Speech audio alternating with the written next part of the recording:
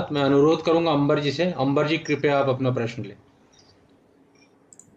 जी धन्यवाद सर। नमस्कार सर। कुछ दिन पहले हमने नमो ऐप वर्चुअल मीट पे एक देवसेना जी की स्टार्टअप शाला नाम की एक श्रृंखला शुरू करी है। तो इसमें हम लोग स्टैंड अप इंडिया के बारे में हम लोग डिस्कस करते हैं कि कैसे युवा जो है स्टार्टअप लेके आगे बढ़ सकते हैं। तो उसी से एक प्रश्न काउ बेस्ड स्टार्टअप को लेकर आया था, तो मैंने सोचा कि यह प्रश्न मैं आपसे पूछ लूं। अगर कोई काउ बेस्ड स्टार्टअप शुरू करना चाहता है तो उनके लिए क्या क्या अपॉर्चुनिटीज हैं इस सेक्टर में, आप हमें अगर कृपया थोड़ा विस्तार से बताएंगे तो बहुत ही मार्गदर्शन मिलेगा। Thank you. जरूर। यही एक जो पूरी मैंने कहा ना कि पूरी इकोनॉमिकल चेंज करने का एक जो साइकिल हम शुरू किया है, उसी में एक भाग स्टार्टअप है। जैसे कि इस कोरोना काल में बहुत से बिजनेस में एकदम रिसेशन आया। बहुत से गांवों से जो यंगस्टर्स, मैं तो कभी मिलता हूं ना यंगस्टर को, कॉलेजन को, तो गांव में 10, 20, 30 एकड़ जमीन है, लेकिन शहर में आकर के 5,000 के लिए नौकरी ढूंढते हैं। तो ऐसे समय में हमने ये कहा कि काउ बेस्ड इंडस्ट्रीज इतना वास्ट और पोटेंशियल एरिया है। हमने उनको cow milk and value addition, cow urine and its value addition, cow dung and its value addition, fodder feeder factory, cow based industries के लिए मशीनरी, इसके लिए आईटी बिजनेस, गौशाला निर्माण के लिए आर्किटेक्ट, उनके साथ जुड़े हुए बाकी के सभी इक्विपमेंट्स, इतना बड़ा फार्मास्यूटिकल कंपनी, बड़ी बड़ी आयुर्वेदिक मैन्युफैक्चरिंग, ये सब potential area for cow based industries है। उसमें यंगस्टर को स्टार्टअप के लिए आने का हमने आह्वान किया कि आइए आप एक छोटा सा, जैसे कि मैं बताऊंगा, मेरे पास 2 लड़कियां और 1 लड़का, तीनों एक ग्रुप में मिलने आए कि सर हम एक ऐसा काउ बेस्ड स्टार्टअप करना चाहते हैं। मैंने कहा कोई बात नहीं, चलो शुरू करो। उन्होंने शुरुआत में गौशाला नहीं बनाई, शुरुआत में कोई ज्यादा इन्वेस्टमेंट नहीं किया, लेकिन 100 किसानों को पकड़ करके उनसे दूध, गिर गाय का दूध लेना शुरू किया और 200 लीटर कलेक्शन करके 50 रुपये किसानों को दिया। और बाद में उन्होंने विदाउट पास्चुराइजेशन उन्होंने एक अच्छा प्लेटफॉर्म बनाया डिजिटल, और कहा कि हमारा गिर गाय का दूध इज द बेस्ट मेडिसिन। इतना अच्छी तरह से मैंने उनको पूरा दिया था, उनकी क्वालिटी क्या क्या तत्व है, क्या क्या बेनिफिट है, हेल्थ बेनिफिट। तो इतना बढ़िया एक प्लेटफॉर्म पर उन्होंने एडवर्टाइजमेंट की कि बिलीव मी, आज वो ग्रुप 120 रुपया पर लीटर बेच रहे हैं। अभी बाद में मैंने पूछा नहीं कि आप कितना किसान को कितना दे रहे हो, अभी नहीं पूछा, लेकिन मैंने कहा कि किसान को तो जब आप 120 दे रहे हो तो कि मेरे किसान को तो आपको 75 देना होगा। लेकिन वो मैं धीमे धीमे करूंगा, क्योंकि लिंक टूटनी नहीं चाहिए ना, उनको भी थोड़ी इनकम हो, वो भी थोड़ा अच्छी तरह से सेट हो अपने स्टार्टअप में। तो ये है स्टार्टअप। ऐसा ही मेरे पास एक बिल्कुल 10वीं स्टैंडर्ड पढ़ा हुआ किसान खेती करता है, उन्होंने 10 गाय ली और 10 गाय लेकर के उन्होंने गाय का दूध और उनका घी बनाना शुरू किया, बिलोना का घी। और बिलोना के घी के नाम पर उन्होंने ऐप बनाई, आपकी जैसी ऐप है ना, उन्होंने भी ऐप बनाई। एक अच्छा कोई रिटायर्ड आईएएस उनको मिल गया, और वो भी इतना प्रभावित हुआ ये बच्चे से कि हम इनोवेटिव आइडिया के साथ काम कर रहा था, तो उनके साथ मिल करके ऐप बनाई। ऐप बना करके इन्होंने गाय का घी में जो क्वालिटीज है उनके लिए उसमें जो औषधि ऐड की, पंचगव्य खरीद बनाया, 10 गव्य घी बनाया, बाद में शतगव्य यानी कि 100 ऐसी औषधि इकट्ठी करके उन्होंने शतघृत घी ऐसा बनाया। और बिलीव मी, आज वो अमेरिका में एक्सपोर्ट कर रहा है, 10,000 रुपये पर केजी वो घी एक्सपोर्ट कर रहा है। इतना मार्केट उनको मिला। लोग समझते हैं कि ये तो मेडिसिन है, क्योंकि 100 प्रकार की 100 ऐसी अलग अलग प्रकार की औषधि जो आपकी हेल्थ को, जैसे आज कोरोना काल में सब कहते हैं ना कि इम्यूनिटी बढ़ाना, तो ये इम्यूनिटी बूस्टर के नाते गाय का घी तो हुआ प्लस ऐसी औषधि, तो लोग लेने को तैयार है, समझते हो। तो हम 10,000 rupees per KG believe me ये आज बेच रहा है। तो ये है स्टार्टअप। और भारत सरकार ने अभी ये स्टार्टअप में के लिए भी अलग अलग, एक लड़का यहाँ भी गुड़गांव में रहता है, उनके भाई ने एक ऐसे केवल दूध फ्लेवर्ड मिल्क बना करके और उनका ये बना करके आज बेच रहा है। और ये जो हम बटन दबा के निकालते हैं उनको क्या बोलते हैं, जो अलग अलग कोई भी बटन दबाओ और पैसा डालो तो निकल जाता है ना, बोतल जी, निकलती है। Vending machine, milk ATM. हाँ, वेंडिंग मशीन बना कर वेंडिंग मशीन में वो बेच रहा है। तो ऐसे अनेक अनेक स्टार्टअप गाय के दूध के बारे में, गाय के गौमूत्र से बने अलग अलग मेडिसिन, अलग अलग प्रिपरेशन और गोबर से बने प्रिपरेशन के लिए करना चाहिए।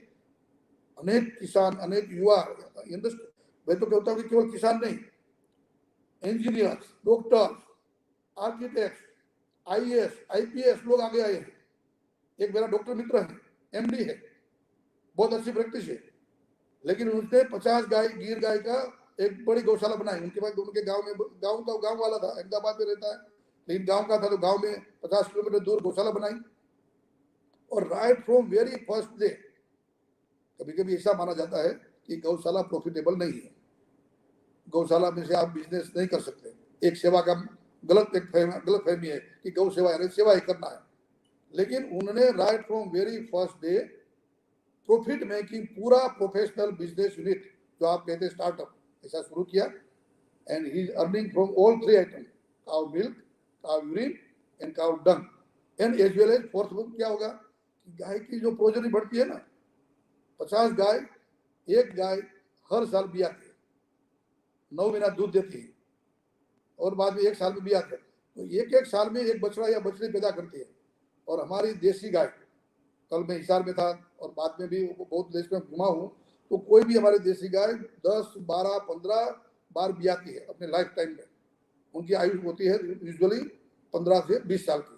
तो उसमें यदि अच्छी तरह से उनका मैनेज किया जाए तो कितना, और 3 साल में वो बछड़ी जो आज जन्मी है, 3 साल में फिर एडल्ट हो जाती है, फिर माँ बन जाती है, तो फिर उनकी प्रोजनी शुरू हो जाती है।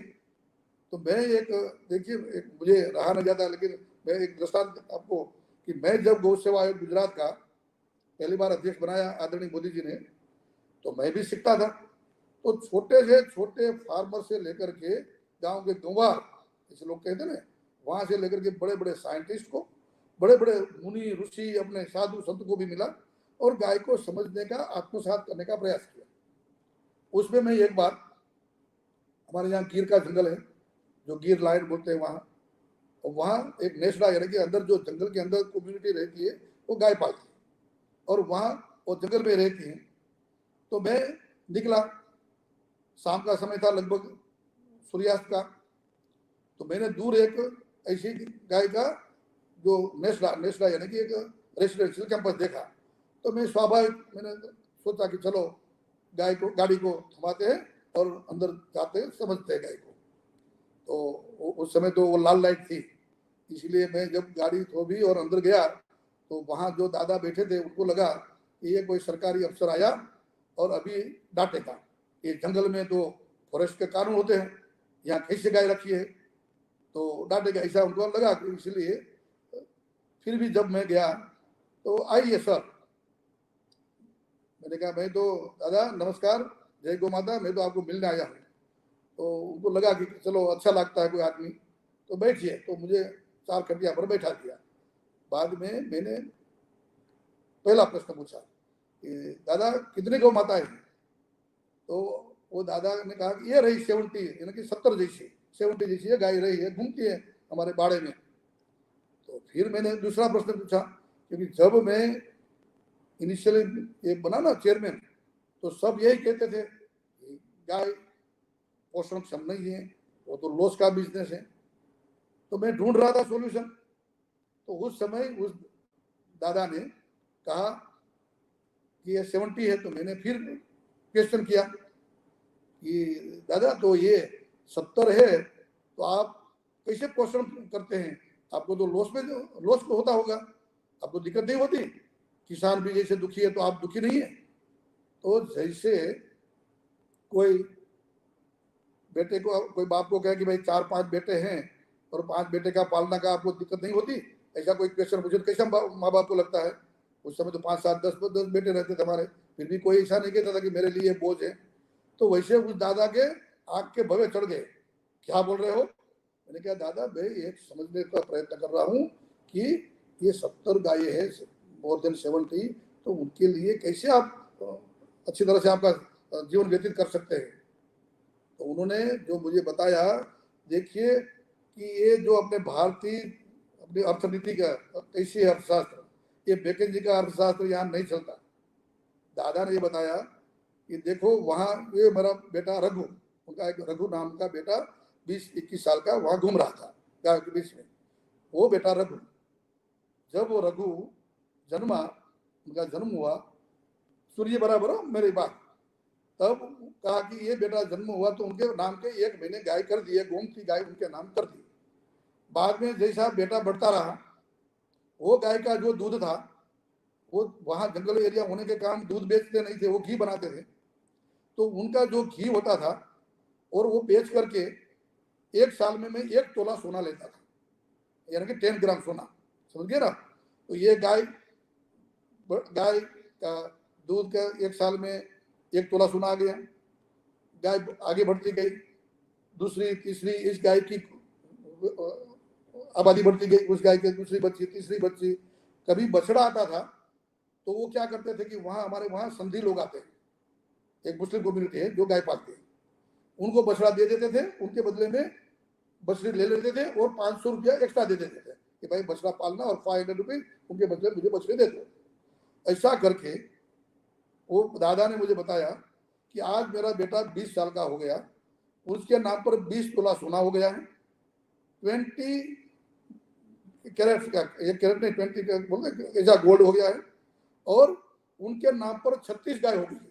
वो एक गाय ने 20 साल पहले जो बियाना शुरू किया था, वो तो 10-12 बछड़े देगी, लेकिन दूसरी जो बच्चा उनकी बछड़ी आई 3 साल के बाद, वो भी मां बन गई, उनकी बछड़ी आई 3 साल के बाद, वो भी मां बन गई। तो जो हम मैथमेटिकल कैलकुलेशन करते हैं तो ज्यादा होता है, लेकिन वहां जंगल में कभी कभी कोई गाय को सिंह खा गया, कहीं न कहीं अकस्मात मृत्यु हो गया, उनके कारण आज उनके पास 36 गाय थी।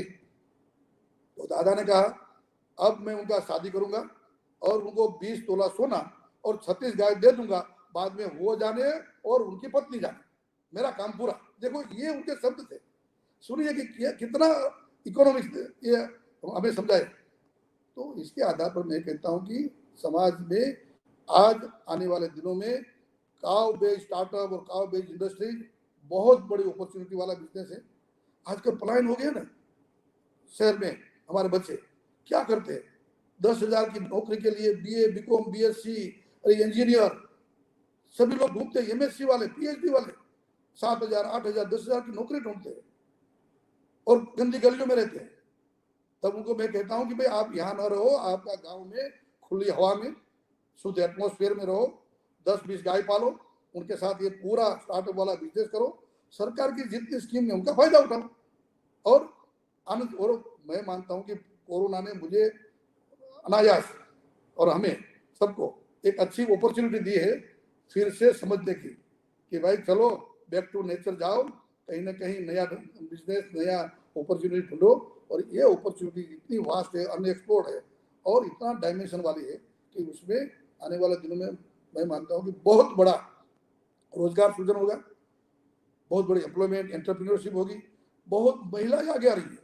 अभी शायद आपने सुना होगा हमारी बनास डेयरी की, फिर से मैं बात करता हूँ, प्रधानमंत्री जी ने भी उनका उल्लेख किया था अभी थोड़े दिन पहले। वहां जो महिलाएं गाय रख करके बनास डेयरी में दूध देती है तो पूरे साल में 100 लोगों की एक सूची बनती है कि हाईएस्ट दूध मिल्क सेलर दूध डेयरी में दिया हो, तो उसमें से पहले 1 to 10 all where from Banas dairy Gujarat, और बनासकांठा हमारा डिस्ट्रिक्ट है। एक महिला ने एक साल में 1 करोड़ 6 लाख का दूध बेचा था, और वो भी डेयरी में, वो भी अभी तो वो कम प्राइस है, इसलिए यदि उनको 50 रुपया लीटर मिलने लगे तो क्या कितना इनकम होगी। तो ये बड़ी अपॉर्चुनिटी, और वो भी केवल दूध की। दूध की वैल्यू एडिशन करके घी, छाछ, मक्खन, पनीर, और आजकल तो 5 स्टार में जो दिए जाते हैं ना, ये पनीर, मक्खन, कितनी वैल्यूएशन होगी। ये सब अपॉर्चुनिटीज अपने स्टार्टअप में है, और इसलिए मुझे बड़ी उम्मीद है कि अभी जो हमारा अभियान चल रहा है वो उसी दिशा का, एक आत्मनिर्भरता का और उनके साथ देश की समृद्धि में एड ऑन करने का समय है। जी भाई साहब।